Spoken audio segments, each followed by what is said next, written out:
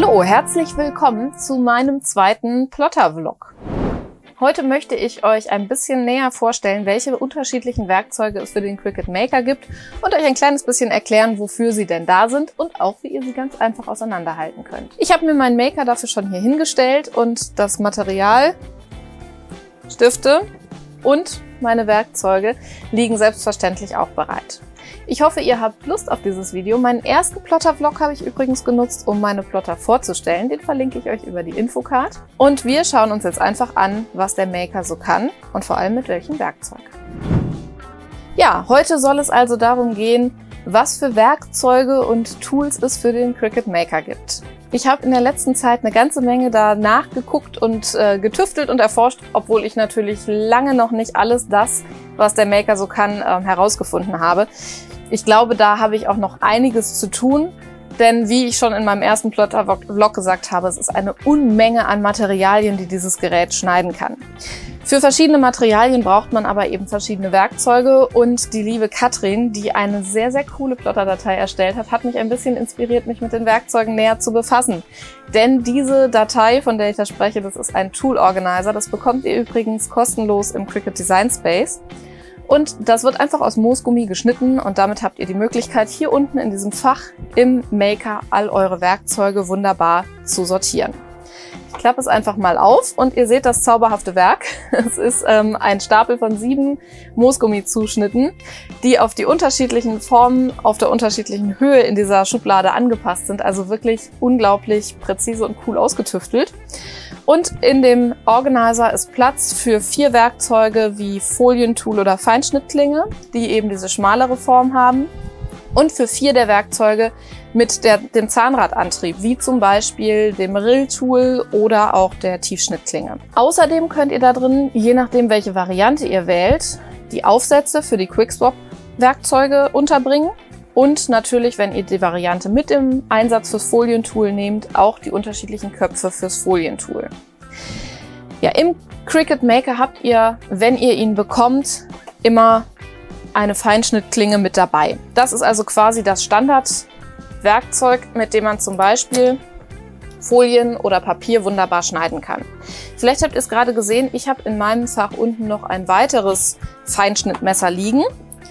Nämlich hier dieses goldene Werkzeug und da habe ich ganz bewusst eine andere Gehäusefarbe nachgekauft, obwohl das gleiche Werkzeug drin verbaut ist, einfach um es unterscheiden zu können. So kann ich nämlich für Papier und Folie unterschiedliche Messer verwenden. Diese kleinen Klingen hier, die können einfach ausgetauscht werden. Das macht ihr, indem ihr oben den Knopf drückt. Dann kommt die Klinge nach unten raus und dann gibt es diese Ersatzklingen, die dann mit dem goldenen Stift nach oben zuerst reingeschoben werden können. Und so könnt ihr also hier wirklich, ohne das Gehäuse auszutauschen, eure Klinge wechseln. Dann müsst ihr euch natürlich nur merken, welche Klinge ist jetzt meine Folienklinge und welche Klinge ist meine Papierklinge. Und das Praktische ist, wenn ihr eine Folienklinge, die ihr für nicht mehr scharf genug bewertet habt, noch weiter nutzen möchtet, um Schnitte in Papier zu machen oder umgekehrt. Papier ist immer das, was schneller abstumpft. Dann könnt ihr einfach diese Klinge in euer andersfarbiges Gehäuse umziehen lassen und müsst also so nicht jedes Mal neu markieren, sondern habt das einfach wunderbar übersichtlich damit, dass ihr 2 verschiedene Gehäusefarben habt. In der gleichen Reihe hier liegt auch das Folientool. Das Folientool ist dazu da, Kalttransfer von Folien, dünnen Folien auf zum Beispiel Papier, aber auch andere Materialien. Ich habe es noch nicht alles ausprobiert, ich glaube aber, es geht auch auf Leder und Kunstleder zu machen. Dabei nutzt man dieses Tool mit einem der 3 Aufsätze, die dann mit dabei sind. Dabei ist wunderbar gekennzeichnet. Es gibt einen Aufsatz, der hat 2 Rillen vorne. Es gibt einen Aufsatz, der hat 3 Rillen und einen mit nur einer. Und eine Rille ist der feinste, 2 die Mitte, 3 ist der breiteste. Die unterscheiden sich dann einfach hier vorne in der Spitze. Und diese kleinen Aufsätze werden auch einfach in das Tool eingesetzt, indem ihr hinten den Knopf drückt, das vorne reinschiebt und schon ist es dann einsatzbereit. Damit kann man wunderbar, finde ich, Akzente setzen. Man kann das aber auch schön kombinieren und kann dann zum Beispiel partiell mit der Folie arbeiten und wenn man noch weiteres auf der Karte oder auf dem Papier gestalten möchte, anschließend auch diese Stifte einsetzen, die es in unheimlich vielen verschiedenen Farben gibt und mit denen ihr dann auf dem Papier nochmal etwas malen oder schreiben könnt. Wenn ihr auf solche Arbeiten Lust habt, dann findet ihr da zum Beispiel in meinem Shop einige Dateien, die speziell auf Foil Quill, das ist die Variante, die ihr mit dem Maker nicht nutzen solltet, die aber für andere Plotter geeignet ist oder auch für Sketch and Cut geeignet ist. Das heißt also, das sind Dateien, bei denen erst gezeichnet und anschließend geschnitten wird. Und alles, was man zeichnet, kann man auch mit den Folien umsetzen. Das Besondere bei den Dateien ist, dass die Schriften als Single Lines angelegt sind. Und das ist, wenn ihr bei mir Kartendateien mit Sketch-Elementen habt, eben immer so, dass ihr keine Doppellinien fahrt, sondern dass es immer einzelne Linien sind oder mehrere nacheinander, wenn man denn dickere erzeugen möchte, so dass ihr damit also gestalten könnt, ohne unausgefüllte Schriften zu haben und vor allem wichtig für Anfänger, ohne Fülldateien einsetzen zu müssen. Ja, weitere Werkzeuge, die ich hier drin habe, ich habe es gerade auch schon, glaube ich, einmal kurz erwähnt, ein Tiefschnittmesser. Das Tiefschnittmesser ist eines der Werkzeuge, die keine Quick-Swap-Funktion haben. Und es ist das Messer, was ihr braucht, wenn ihr zum Beispiel Finnpappe oder das nennt sich auch Via-Holz, das ist diese dicke Architektur-Modellbaupappe mit bis zu 2 mm schneiden möchtet. Ich habe das gemacht kurz vor Weihnachten, um so kleine Anhänger zu gestalten für den Tannenbaum. Wichtig ist bei dem Material immer, dass ihr nicht zu filigrane Sachen schneidet, zumindest wenn es stehen bleiben soll. Ihr könnt relativ filigran im Negativ schneiden, also filigrane Strukturen aus dem Stück, was hinterher übrig bleiben soll, heraustrennen. Was stehen bleiben soll, das braucht immer ein bisschen mehr Futter. Aber dieses Tiefschnittmesser, das eignet sich eben auch, um Materialien bis hin zu Balsaholz zu schneiden. Dann habe ich hier, das ist eines der Quick-Swap-Werkzeuge, die Gravierspitze, mit der ihr zum Beispiel Aluminiumschilder oder auch Armreife, alles was so aus so weichen Metallen ist, eben gravieren könnt. Auch dafür könntet ihr Single-Line-Dateien oder Sketch-Dateien benutzen, damit ihr wirklich ganz feine Linien habt. Aber es funktioniert eben auch, dass man mit Fülldateien arbeitet, um dann ganz nah aneinander angeordnete Linien zu haben, die eine Fläche ausfüllen. Das ist tatsächlich etwas, was ich bisher noch nicht ausprobiert habe, wo ich aber schon alles parat liegen habe, außer der Datei. Denn ich möchte zum Beispiel ein neues Klingelschild fürs Traumannhaus damit gravieren. Vielleicht kann ich euch dabei dann auch demnächst mal mitnehmen. Was noch wichtig zu wissen ist, weshalb man wunderbar schnell auseinanderhalten kann, welches Werkzeug man hat. Hier auf den Werkzeugen bei dem Quick-Swap-System stehen kleine Nummern. Die 41, die ich jetzt hier in der Hand habe, ist also die Gravierspitze. Und wir gucken einfach mal weiter, welche weiteren Werkzeuge ich da noch habe. Denn auch das Rillentool mit der Nummer 01 ist eins dieser Quick-Swap-Werkzeuge. Das Tauschen ist ganz, ganz einfach. Ihr drückt einfach wieder oben den kleinen Knopf. Damit könnt ihr das untere Werkzeug von seiner Halterung lösen und genauso einfach könnt ihr es bei gedrücktem Knopf eben auch wieder draufstecken. Das Rillentool, das gibt es in der 01, wie ich es eben gezeigt habe. Dann ist genau ein Rädchen da oder es gibt auch eins, was doppelt rillt. Das hat dann 2 Rädchen mit der Nummer 02. Und dieses Tool verwendet ihr zum Beispiel dann, wenn ihr Falzlinien habt. Also ganz typisch bei Klappkarten, bei Faltschachteln, Boxen, all diese Dinge, wo ihr irgendetwas hinterher knicken müsst, wo ihr wahrscheinlich mit Papier arbeitet oder mit dickerem Karton, also auch gerade für diese Cardstock, beziehungsweise inzwischen gibt es ja deutsche Bezeichnungen. Ich glaube, da heißt es dann Farbkarton oder Bastelkarton im Design Space. Die könnt ihr damit bearbeiten und es erspart das, was man früher gemacht hat, als es noch nicht so eine Vielzahl von Werkzeugen für Hobbyplotter gab. Nämlich diese gestrichelten Linien zu schneiden, die das Falten erleichtern sollten. Das ist irgendwann abgelöst worden von der Funktion, das Papier nur noch anzuritzen, aber all das ist natürlich etwas, was das Papier schwächt, während das einfache Falzen, dieses Einprägen einer Linie, dazu führt, dass ihr volle Stabilität in eurem Papier behaltet und nicht eine Stelle schafft, an der das dann anfängt zu brechen oder einzureißen, weil nur noch wenige Lagen da sind, um es zu halten. Also wirklich eine ganz coole Entwicklung.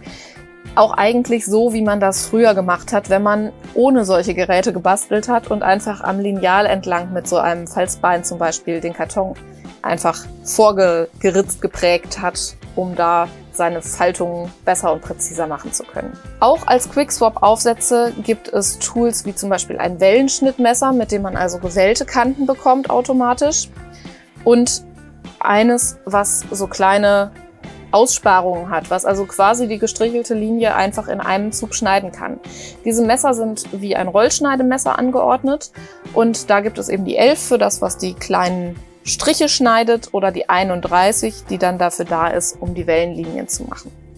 Ich habe hier jetzt aber noch mehr Werkzeug drinnen liegen und eines davon ist eine Spitze, mit der ihr prägen könnt. Die ist kaum zu sehen. Das ist auch wieder eins der Quick-Swap Tools mit der Nummer 21 und es ist hier unten einfach wie so ein weißer kleiner Kunststoffknopf und mit dem könnt ihr dann eben auch wieder Motive einprägen. Auch dafür eignen sich wieder wunderbar Single-Line-Dateien oder Sketch-Dateien, bei denen eben das Tool dann wirklich nur einen Pfad abfährt, weil ihr so sehr präzise durch nebeneinander liegende Linien bestimmen könnt, wie breit die Prägung ist, aber nicht ausschließlich Konturen habt, sondern wirklich auch in der Fläche prägen könnt. Und auch dabei, wenn ihr wieder größere Schriften habt, kann man mit Hilfe von Fülldateien eben Flächen ausfüllen, sodass die Linien, die da geprägt werden, so nah beieinander liegen, dass es sich hinterher wie eine vollflächige Prägung anfühlt. Das ist auch wirklich etwas, wo ich sehr, sehr gespannt drauf bin, wo ich unbedingt demnächst mal mitarbeiten möchte. Und auch das ist vielleicht etwas, wo ich euch beim mitnehmen kann. Ihr könnt mir einfach mal in die Kommentare schreiben, welche Projekte euch so richtig interessieren würden oder welche dieser Werkzeuge ihr gerne mal im Einsatz sehen möchtet. Denn eigentlich, muss ich ganz ehrlich zugeben, habe ich sowieso für jedes dieser Werkzeuge irgendwie eine Idee. Was zum Schluss jetzt noch übrig bleibt, das letzte Werkzeug, was ich für den Maker im Augenblick habe, das ist der Rollschneider. Der war auch direkt im Lieferumfang mit dabei, ist ein durchgehendes Messer, auch eben wieder ein rollendes Messer. Und der ist tatsächlich auch das einzige Werkzeug, was ich außerhalb dieses Tool Organisers aufbewahre, denn er ist für die Aussparungen, für die ich mich entschieden habe, ein kleines Stückchen zu breit. Mit dem Rollschneider könnt ihr dicke Materialien wie zum Beispiel Kunstleder, das habe ich euch schon mal in einem Projekt gezeigt, das könnt ihr euch über den Klick auf die Infocard anschauen. Solche Materialien könnt ihr damit schneiden, ihr könnt damit Leder schneiden, aber auch allerlei feine Stoffe. Also wer jetzt noch dabei ist, zum Beispiel Masken zu nähen, solche Zuschnitte nimmt euch der Rollschneider 1A ab und natürlich auch für kleine Täschchen, Portemonnaies und ähnliches. Alles, was ihr auf die Matte kleben könnt aus Stoffen, das könnt ihr auch wirklich mit dem Maker zuschneiden, denn auch die Auswahl an Stoffen und an anderen Materialien für den Rollschneider ist unglaublich groß. Was ich auch mit dem Rollschneider gemacht habe, ist übrigens das Schneiden des Moosgummis, aus dem der Tool Organizer ist. Das habe ich nämlich genau, wie es im Design Space empfohlen ist, mit der Flanell-Einstellung für Flanellstoff geschnitten und dabei eben den Rollschneider eingesetzt. Das ging durch wie Butter. Also da muss man wirklich gar keine Bedenken haben. Mit dem Rollschneider gehen solche Materialien wunderbar. Und wenn ihr die richtige Matte dazu verwendet, also für Stoffe die Fabric und für andere Materialien dann eben entsprechend die passende Klebkraft, dann könnt ihr das auch ohne irgendwelche ausfranzenden und beschädigten Stellen wieder von der Matte ablösen. Neben den Stiften, die ich euch eben schon gezeigt habe, gibt es übrigens auch Stifte für Infusible Ink. Da könnt ihr einen Stift in den Plotter einspannen, der dann eine Sublimationstinte überträgt. Und so könnt ihr euch eure eigenen Motive für Sublimation auf den passenden Materialien, also polyesterhaltigen Stoffen oder auch den Cricut Blanks erstellen. Die Stifte habe ich zwar noch nicht da, wäre aber auch darauf sehr gespannt. Und wenn ihr da eben mitarbeiten möchtet, dann könnt ihr von Hand zeichnen oder eben auch mit dem Plotter. Ja, das war mein zweiter Plotter-Vlog. Wir wissen jetzt ganz genau, welches Werkzeug des Makers wofür zu verwenden ist und vor allem kennt ihr meinen Geheimtipp mit Katrins schöner Datei. Ich hoffe, das hat euch gut gefallen. Ich hoffe, ihr habt Lust auf mehr solche Videos und seid deswegen jetzt enthusiastisch dabei, einmal ein Däumchen nach oben zu klicken, die Glocke zu aktivieren und mir ein Abo dazulassen. Und dann sehen wir uns ganz bald wieder mit weiteren Videos rund ums Plotten, Nähen, DIY und den alltäglichen Klatsch und Tratsch der DIY-Szene. Bis dahin, macht es gut und plottet und näht was Schönes.